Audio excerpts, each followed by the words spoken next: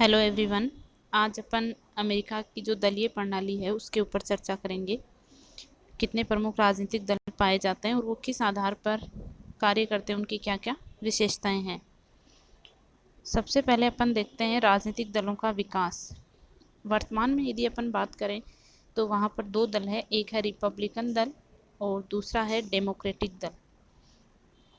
हालांकि जब अमेरिका का संविधान बना था तो जो संविधान निर्माता थे वो राजनीतिक दलों के निर्माण के विरुद्ध थे। उनका ये मानना था कि राजनीतिक दल नहीं होने चाहिए। यदि अपन बात करें अमेरिका के जो प्रथम राष्ट्रपति थे जॉर्ज वॉशिंगटन, उन्होंने स्पष्ट रूप से राजनीतिक दलों की निंदा की थी और इस बात पर जोर दिया था कि अमेरिका में राजनीतिक दलों का निर्माण नहीं होना चाहिए। यदि अपन जैसे जयप्रकाश नारायण भारत में पढ़ते हैं दल विहीन राजनीति, या फिर गांधी जी का ये मानना था कि दल नहीं होने चाहिए, तो जो वॉशिंगटन थे उन्होंने भी इस बात पे जोर दिया था कि राजनीतिक दल है वो एक तरीके से मतभेद पैदा करते हैं और राजनीति में राजनीतिक स्वार्थ की भावना लाते हैं, इसलिए दल है वो नहीं होना चाहिए। लेकिन वहाँ की जो तत्कालीन परिस्थितियाँ थी अमेरिका की, जब संविधान सभा की कार्यवाही चल रही थी, संविधान का निर्माण हो रहा था, तभी देखिए वहाँ पर संविधान के क्रियान्वयन को लेकर और संविधान का स्वरूप कैसा हो, इसको लेकर दो जो केंद्र थे वो बन गए, या दो अलग अलग पक्ष बन गए। यदि अपन बात करें, एक पक्ष ऐसा था जो राष्ट्र की प्रगति और शक्ति के लिए केंद्र को शक्तिशाली बनाने के पक्ष में था, जो वहाँ पर अमेरिका में संघीय व्यवस्था अपनाई गई है। तो हैमिल्टन जो थे वो केंद्र सरकार को शक्तिशाली बनाने के पक्ष में थे, जबकि जो जेफरसन उस समय के जो राष्ट्रवादी नेता थे आंदोलन के, उनका ये मानना था कि राज्य सरकारों को अधिक शक्तियाँ देनी चाहिए। तो जो लोग हैमिल्टन के विचारों से पक्षधर थे या हैमिल्टन के जो विचार थे उनसे सहमत थे, उन्होंने फेडरलिस्ट पार्टी की स्थापना की, और जो लोग जेफरसन के विचारों से सहमत थे उन्होंने डेमोक्रेटिक रिपब्लिकन पार्टी की स्थापना की। बाद में जो फेडरलिस्ट पार्टी थी उसने अपने आप का पुनर्गठन किया और पुनर्गठन करने के बाद वह डेमोक्रेटिक पार्टी के रूप में नए दल की उसने स्थापना की। हालांकि 19वीं शताब्दी की यदि अपन बात करें तो जो डेमोक्रेटिक पार्टी है वो अनुदारवादी थी और रिपब्लिकन पार्टी उदारवादी। जैसे डेमोक्रेटिक पार्टी ने उस समय दास्ता जो वहाँ पर प्रचलन में थी और श्वेत और अश्वेतों का भी जो बोलबाला था उसका समर्थन किया, लेकिन रिपब्लिकन पार्टी ने दास्ता का विरोध किया था। और रिपब्लिकन जो राष्ट्रपति थे अमेरिका के अब्राहम लिंकन, उन्होंने दास्ता को समाप्त करने के लिए उनको गृह युद्ध का सामना भी करना पड़ा। तो इस प्रकार अपन देखते हैं कि शुरुआत में जो रिपब्लिकन पार्टी है वो उदारवादी थी, जबकि डेमोक्रेटिक पार्टी अनुदारवादी थी। लेकिन धीरे धीरे 20वीं शताब्दी के प्रारंभ में इनकी जो प्रकृति थी या जो प्रवृत्ति थी उसमें परिवर्तन आया और विपरीत हो गई दोनों। डेमोक्रेटिक पार्टी उदारवादी बन गई और जो रिपब्लिकन पार्टी थी वो अनुदारवादी बन गई। लेकिन यदि अपन वर्तमान की बात करें तो इन दोनों दलों में ज़्यादा वर्गीय या वैचारिक मतभेद नहीं पाया जाता। इन दोनों का ही जो राजनीतिक दल है, इनका संगठन है वो राष्ट्रीय स्तर का है और इनके संगठन का गुरुत्व केंद्र जो है राज्य, नगरों और काउंटियों में, वहाँ पर यानी अमेरिका के नीचे तक स्तर तक जो राजनीतिक दल है उनकी जो विचारधारा है वो फैली हुई है। और दोनों प्रमुख जो राजनीतिक दल है उनका संगठन लगभग एक समान है। दोनों ने एक तरीके से जो विकेंद्रीकरण का सिद्धांत है उसको अपना रखा है और दोनों दलों का संगठन राष्ट्रीय स्तर भी पाया जाता है, राज्य स्तर पर भी और स्थानीय स्तर पर भी पाया जाता है।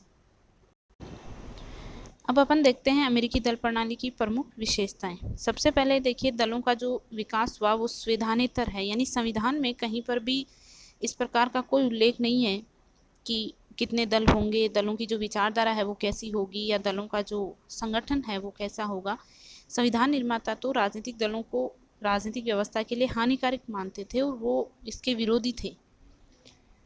लेकिन धीरे धीरे और वास्तव में कांग्रेस और राज्य के जो विधानमंडल है उनकी कार्रवाई के लिए इसके दल प्रणाली की आवश्यकता भी पड़ी।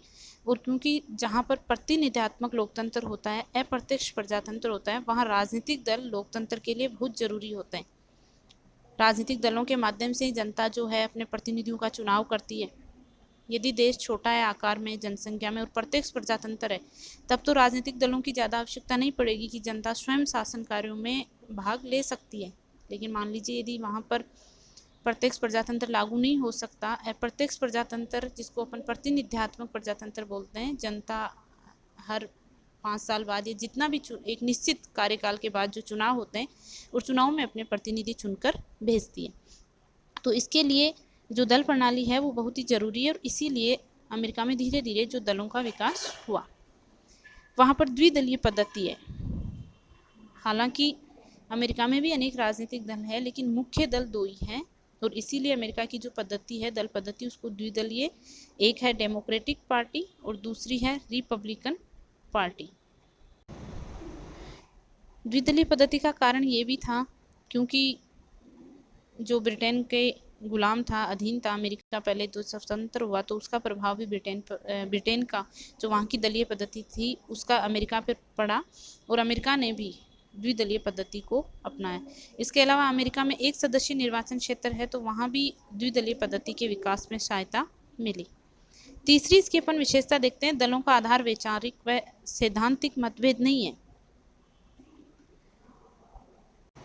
प्राय अपन यदि बाकी जो प्रजातांत्रिक देश है वहाँ पर राजनीतिक दलों के विचार और सिद्धांत देखें तो काफ़ी अंतर पाया जाता है, लेकिन अमेरिका में ऐसा नहीं है। हालांकि शुरुआत में कुछ सैद्धांतिक मतभेद थे, लेकिन आज वास्तव में कोई ज़्यादा सैद्धांतिक मतभेद नहीं है। दोनों ही दल जो है वो मध्यम मार्गी है और अमेरिका के लिए कहा भी जाता है कि वहाँ केवल एक ही दल है, रिपब्लिकन डेमोक्रेटिक दल, और वास्तव में वो अपनी परंपराओं और पदों के लिए या परंपराओं और पदों के संघर्षों के लिए वो 2 भागों में विभाजित हो गए। ज़्यादा उनमें वैचारिक मतभेद नहीं पाया जाता। दलों का आधार जो है वो वर्गीय, यानी अमेरिका में वर्गीय का मतलब क्या है कि अमेरिका में देखिए अनेक वर्ग बने हुए, जैसे आर्थिक आधार पर, प्रादेशिक आधार पर, धार्मिक आधार पर, नस्लीय। तो राजनीतिक दल भी इन्हीं वर्गों से मिलकर बने और सबसे प्रमुख बात यह है कि किसी एक दल में किसी एक वर्ग की प्रधानता नहीं है। किसी भी दल में किसी एक वर्ग की सिर्फ जैसे आर्थिक वर्ग या उच्च वर्ग के जो लोग हैं उनका अलग दल है या फिर जो प्रादेशिक लोगों का अलग दल है, बल्कि सभी दल में सभी वर्गों के सदस्य हैं और एक तरीके से ये अमेरिकन जो दल है वो विभिन्न वर्गों के बीच से एक संतुलन पैदा करता है कि दोनों दलों में हर वर्ग के व्यक्ति या हर वर्ग के सदस्य पाए जाते हैं। अगली जो विशेषता है अमेरिका के राजनीतिक दलों की कि दलों पर दबाव समूह का बहुत ज़्यादा अत्यधिक मात्रा में प्रभाव पाया जाता है, जैसे वाणिज्य संघ है या उत्पादकों का राष्ट्रीय संघ है, किसान संघ है। सबसे ज़्यादा यदि अपन बात करें तो अमेरिका की जो राजनीतिक व्यवस्था है वहीं पर दबाव समूह राजनीतिक दलों को बहुत ज़्यादा प्रभावित करते हैं, जैसे उम्मीदवारों को चुनाव में टिकट दिलाने से लेकर कानून निर्माण तक ये दबाव समूह राजनीतिक दलों पर प्रभाव डालते हैं और इस प्रकार की वो लॉबी का निर्माण करते रहिए, कोशिश करते हैं कि राजनीतिक दल उनकी पसंद के कानून बनवाएं। चुनाव में भी जो दबाव समूह है यदि उनसे एक तरीके से समझौते करते हैं, गुप्त समझौते करते हैं कि यदि आप हमारे फेवर में या आप हमारे पक्ष में कानून बनवाएंगे तो वो उनके चुनाव में क्या करते हैं, मदद करते हैं। बहुत ज़्यादा प्रभाव है वो राजनीतिक दलों पर वहाँ पर दबाव समूह का पाया जाता है। उसके बाद देखिए राजनीतिक दलों में लूट प्रणाली का दोष, वो इस तरीके से है कि अमेरिका में दलीय हितों के लिए जो शासन सत्ता है उसका अनुचित लाभ उठाया जाता है।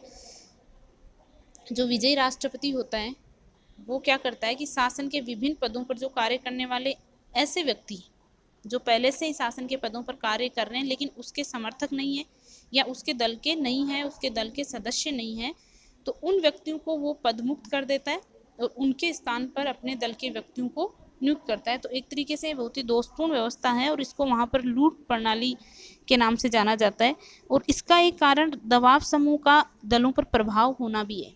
ये प्रथा लूट प्रणाली की जो है वो इसीलिए पाई जाती है कि दबाव समूह राजनीतिक दलों को बहुत ज़्यादा प्रभावित करते हैं।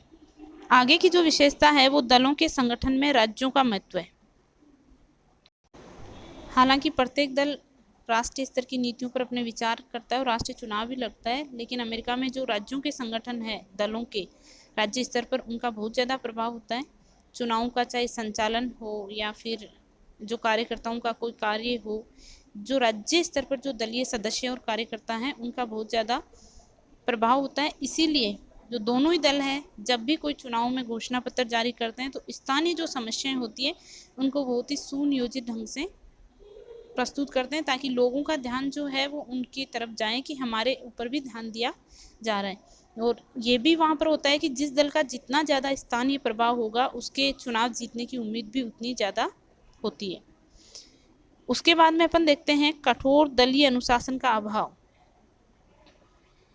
एक तरीके से केंद्रीयकरण नहीं किया गया अमेरिका में, राजनीतिक दलों में विकेंद्रीकरण पाया जाता है और प्रत्येक जो राजनीतिक दल है वो शिथिल संगठन के रूप में कार्य करता है। जैसे कि अपने यहाँ पर कठोर दलीय अनुशासन है कि विहिप जारी किया जाता है, आप अपने दल की नीतियों के विरुद्ध मतदान नहीं कर सकते। यदि ऐसा आप करते हैं, कोई प्रचार करते हैं या मतदान करते हैं, तो आपको पार्टी की सदस्यता से वंचित भी किया जा सकता है। लेकिन वहाँ पर पार्टी नेता के आदेशों का उल्लंघन करके भी जो अमेरिका की कांग्रेस है उसमें व्यवस्थापिका में जो सदस्य हैं या विधायक जो भी होते हैं वो मतदान करते हैं। सीनेट के जो सदस्य हैं वो भी अपने दल की जो राष्ट्रपति द्वारा की गई नियुक्तियां होती है या फिर जितनी भी संधियां होती है उनके विरुद्ध भी मतदान कर देते हैं। ऐसा इसलिए होता है क्योंकि अनेक बार जो विधायक होते हैं वो दलीय हितों से ज़्यादा जो अपने वर्गीय हितों या अपने निर्वाचन क्षेत्र के जो वोट बैंक होते हैं उनकी खातिर वो मतदान करते हैं, या उनको ज़्यादा वो ध्यान में रखते हैं कि हमें इनके लिए मतदान करना है। स्थानीय स्तर की जो समस्याएं होती है उनके ऊपर वो ज़्यादा तवज्जो देते हैं, ध्यान देते हैं।